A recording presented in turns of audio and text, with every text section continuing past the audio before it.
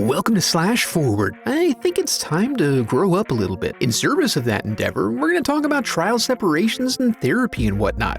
But in leveraging the 1979 film The Brood to do so, we'll have to wade through experimental psychotherapeutic treatments, physical manifestations of rage and angst, and multiple instances of people getting mobbed and killed with tiny hammers. Would you fall victim to murderous children? What if they snip-snapped you all over your body with their fleshy little toddler beaks? What then? We'll find out by following Dr. Raglan and the crew as they navigate this novel situation. Afterwards, stick around to get deeper into the weeds. Let's get to it. We open on the ultimate alpha daddy, Dr. Hal Raglan, working to help psychoanalyze the best way for Michael to sack up.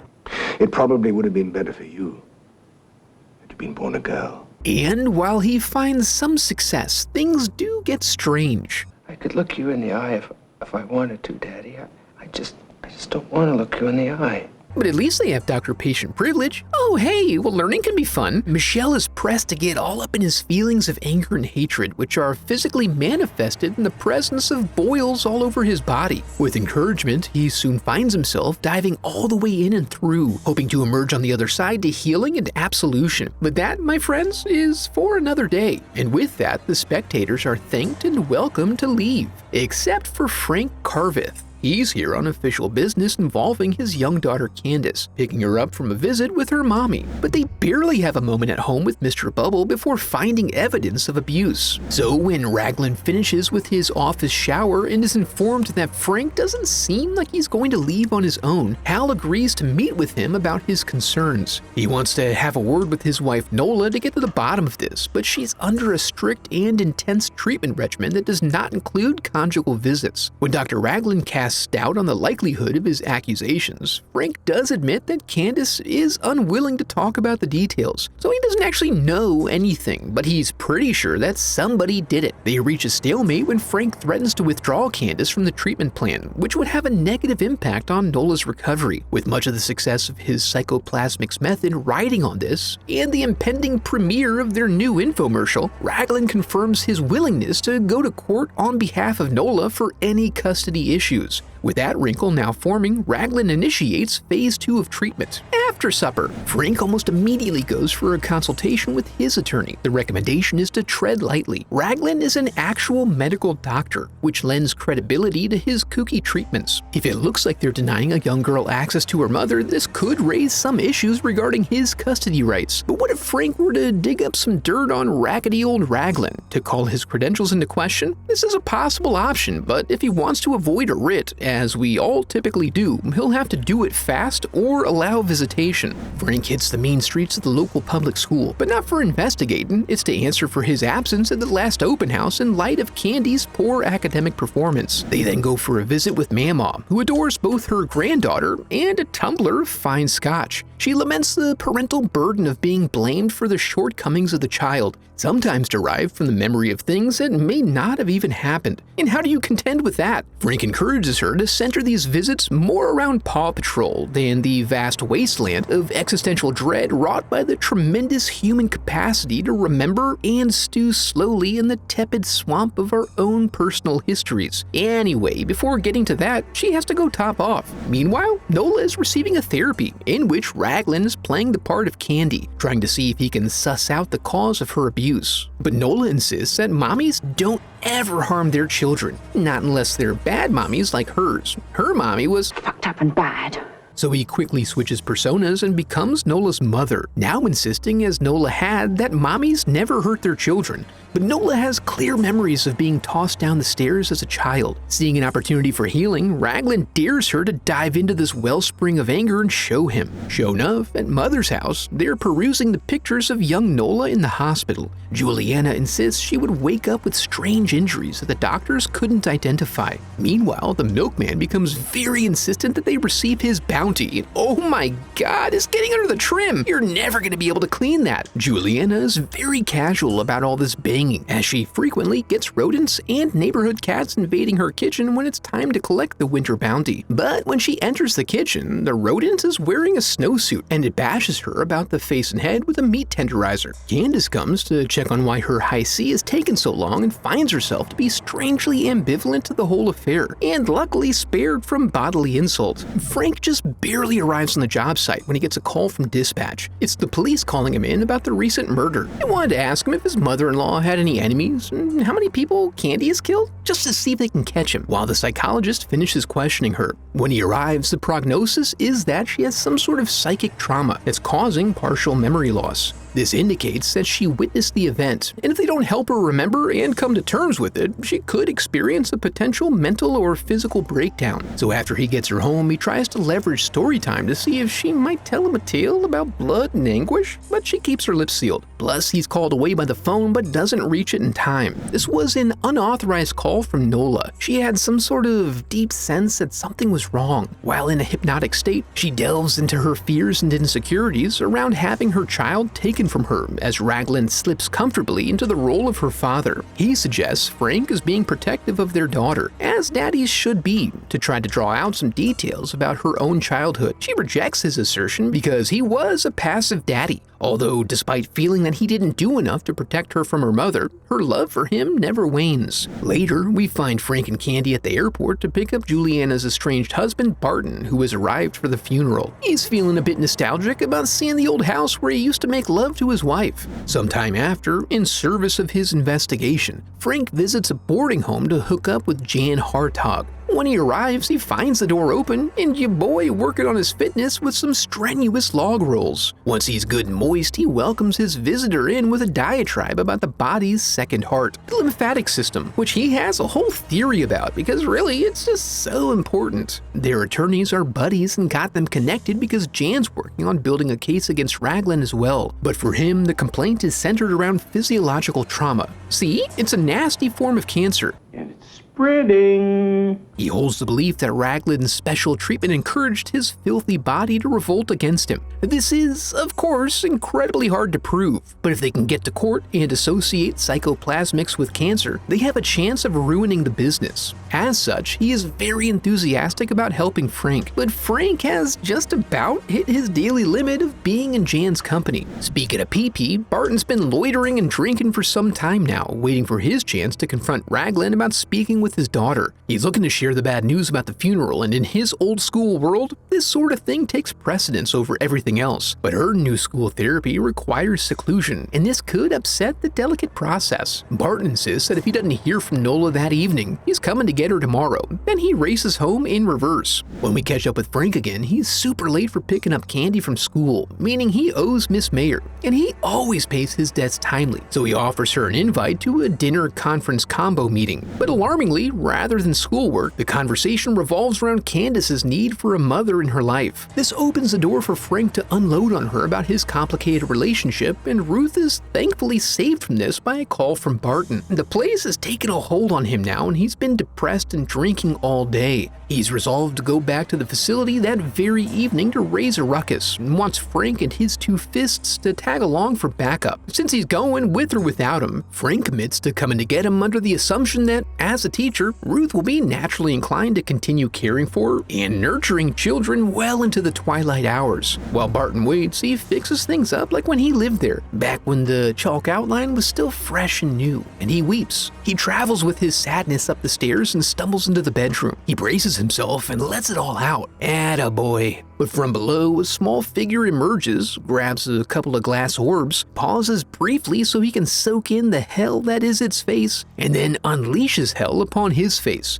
This is right as Frank arrives at the house. He enters to sounds of a struggle and runs up to find Barton's grill has already been turned into hamburger. He averts his eyes, barely noticing in time that there's a beast in the corner, and it has a damn arm. Frank still fancies himself a spry bitch, so he pursues the assailant, who does end up getting the drop on him, but only for a quick hello before it shrivels up and dies on the bathroom floor. At the department, the detective is dumbfounded that the thing was in the house the entire time. The problem was that they weren't looking for a minuscule murderer. Then, since every officer is allowed to invite one guest to an autopsy, Frank is welcomed in to learn firsthand about this creature. It suffers from distorted vision, has no genitals, has beak-like gums instead of teeth, and it was receiving nutrients from a fleshy sac on its back that allows it to go hard until it's depleted. Oh, one more thing, no navel, which means it was never born. By mammalian means, of course. Meanwhile, Ruth receives a call at Frank's house from Frank's legal wife, and she gets a little taste of the instability he's been experiencing.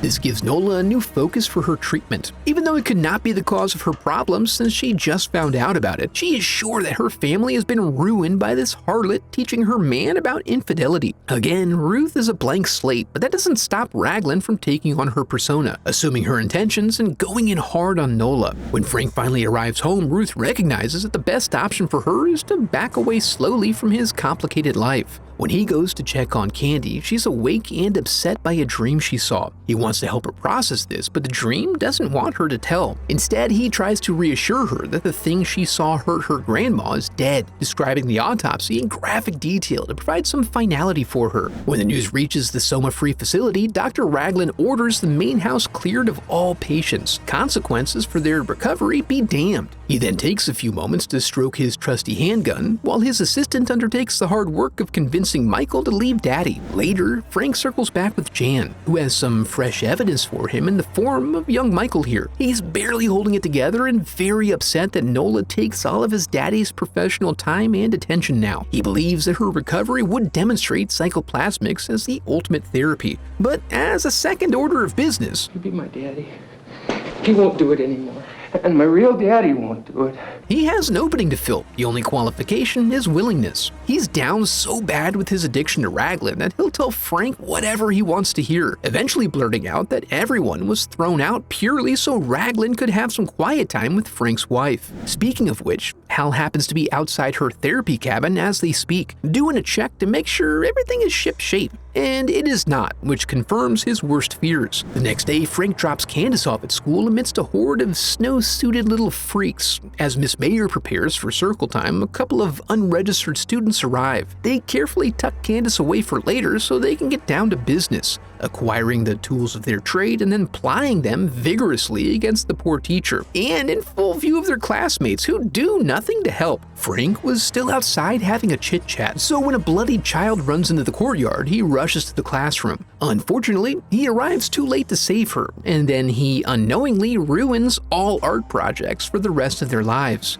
He then runs out hoping to find his daughter. Candy! Candy! But no one can tell if he's asking or offering. At the cabin, Raglan wakes Nola up from a wonderful dream in which her family was returned to her and Miss Mayer was brutally savaged. She feels light as a feather and is no longer threatened. That's good, I suppose. They search all of Nola's prior residences for Candace, but they've taken to the county roads. So Frank sits at home hoping someone else will do the finding for him, then just call to let him know. He does receive a gentleman caller in the form of Michael, now hungry and despondent. He nonchalantly mentions for the first time the disturbed kids Raglan keeps in the work shed for Nola to care for. Upon hearing this, Frank leaves the damaged man with full reign of the house as he rushes to the facility. When he arrives, things are dark and quiet. He ventures deep into the woods until he reaches the cabin. He confronts Raglan, who tries to play it coy until it's revealed that Ruth Mayer is dead and Candace has been kidnapped. If that's true, she'll be up with the others, but there's a buttload of them and they'll kill anyone who tries to retrieve her. He then reveals that Nola is not their surrogate, she is their actual mother, and they, the children of her age, were conceived and motivated by her anger. The only real chance they have is for Frank to smooth things over with Nola to keep the brood docile, so Raglan can saunter in and remove Candy. Frank doesn't fully trust him, but really has no choice here, so he goes in and finds that she's actually excited to see him. He tries to hit her with the sweet nothings, but she's having a hard time buying it. He tells her that he's enthusiastic about them rebuilding their family, but she's concerned that what she has going on now is just too strange to be accepted by polite society. Show me, educate me, involve me.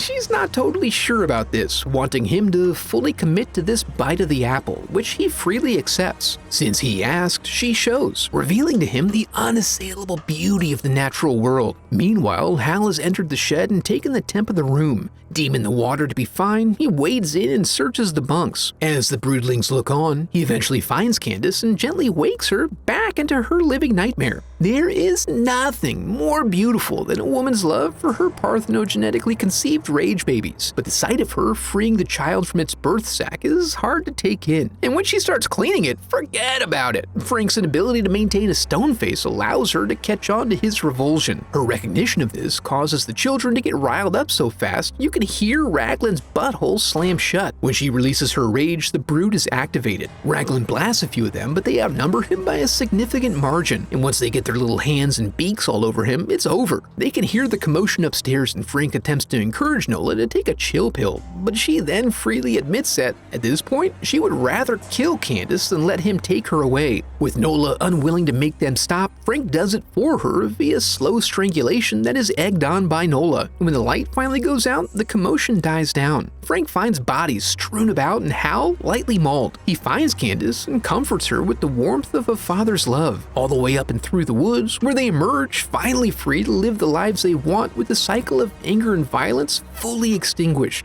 Forever, never to return again. Circling back real quick, the movie centers around Nola and Frank, a married couple who had been through separations and various other issues over the course of their marriage. These issues seem to be centered around Nola's instability resulting from childhood trauma that she never fully processed or dealt with. Not sure if it was as a last resort or just the next step in their process of trying to work things out, but she found herself at the Soma Free Institute undergoing Psychoplasmics, a treatment protocol developed by Hal Raglan that involved him interacting with his patients as an important person from their lives while they're in a partially hypnotic state. His goal was to help them recognize and channel their anger until they passed through it, possibly for the purpose of helping them come to terms with what happened. The ultimate goal wasn't clear because no one actually ever got healed through this process. Nola was his most advanced patient, advanced in the sense of how robust the physical manifestations of her rage became. Others developed boils or cancer or other maladies. Nola's bottled rage, likely connected to her constant fear of losing her child, resulted in the creation of many dark imitations of Candace. Potentially. It also could have been Nola as a child, it's not clear. Barton does say Nola's name when he sees the one that ultimately kills him. Connected to her emotionally, they acted as a proxy for Nola's rage in the real world. While she was holed up and in a consistent trance-like state in the cabin, they would escape and interact with the outside world based on the emotions she was feeling at any given moment. This usually coincided with her therapy sessions, which involved heightened anger responses as part of the actual therapy. So a discussion of her mom's abuse resulted in Juliana's death. Raglan trying to get to the bottom of things by being her father resulted in Barton's death. Ruth Meyer announced herself by name when she answered the phone, which ended up in a reaction not related to therapy, but that ultimately felt really therapeutic, and so on. The entire investigation was predicated around two things: Frank trying to extricate himself from the relationship while maintaining custody of Candace, and figuring out what had happened to Candace during her visitation. Raglan evoking Nola's mother and father is what eventually leads to their deaths, and he was taking on those roles specifically to pry into her childhood and current behavior to decide if Nola had abused her daughter. The ultimate implication is that the broodlings had done it. What we don't ever find out explicitly is whether anything actually happened to Nola as a child. This is approached from multiple different perspectives, each of which has a different take on it. Also, throughout the film, there are multiple references to the physiological consequences of bottled up trauma. At the police station, when the psychologist was warning Frank about letting things stew with Candace, he referenced children who got ulcers as a result of not dealing with the bad things that happened to them. This was also the basis of the Psychoplasmics program, but it's not clear to what end. Did anyone ever get healed by the program? Were the people there because they were the type of people who exhibited physical manifestations of their underlying emotional issues? Or was that the result of the extreme duress they were put under by the program? Another element that calls into question what's going on here is the broad theme of examining the degree to which parents screw up their kids through their actions, or whether parents have any control over the outcome of how their kids turn out. Juliana doesn't claim abuse. She refers to it as a difficult childhood and claims it was all in Nola's mind, but we never learn why she and Barton divorced. They also both had a tendency to drink heavily. Was this used to cope with a shameful past? He certainly seemed more assertive and Barton very meek, as was described by Nola, but we never fully learned what was real and what was a product of Nola's interpretation of what happened in her childhood. This leaves many elements open to interpretation. Personally, this is one of my favorite Cronenberg films, especially from this era. His movies tended to either have a slow build-up to a dramatic conclusion like The Brood or Scanners, or they hit you constantly with weird surreal imagery like The Fly or Videodrome. All excellent movies, but I felt like his first handful of early works weren't fully realized, either due to inexperience or studio involvement. This one felt like it had the cleanest, most refined script of his earlier works. It also changes directions on you after you first start getting a glimpse of what's going on, and then hits you with a final payoff that is really probably worse than anything you would have imagined on your own. It was inspired by the divorce and custody battle he was going through at the time. While it's obviously presented pretty specifically from his perspective, it does provide opportunities for sympathy with Nola in that she's not responsible for her own abuse. Also, the broader themes of uncertainty around raising children and the fear of inadvertent harm despite your best efforts are universal. This is very much a heady 70s film. You'd probably have to be in the mood for it or have an appreciation for this style. There's also a lot of intense dialogue and discussion of the concepts being presented in the film, but without all the motivations being made crystal clear and spoon-fed to the viewer. But obviously, Cronenberg is a master, and his earliest string of body horror really set the bar for the genre. You should watch it for the sake of completion if nothing else. Also, while there is room for discussion about what is his better work from this period, I think a really strong case can be made for The Brood. Now that we're here, I wanted to congratulate you for making it to the end of the video, and affirm that you are a very special person because of it. Before we go, I'd like to give a huge thanks to my donors, memorialized in the Hall of Headshots.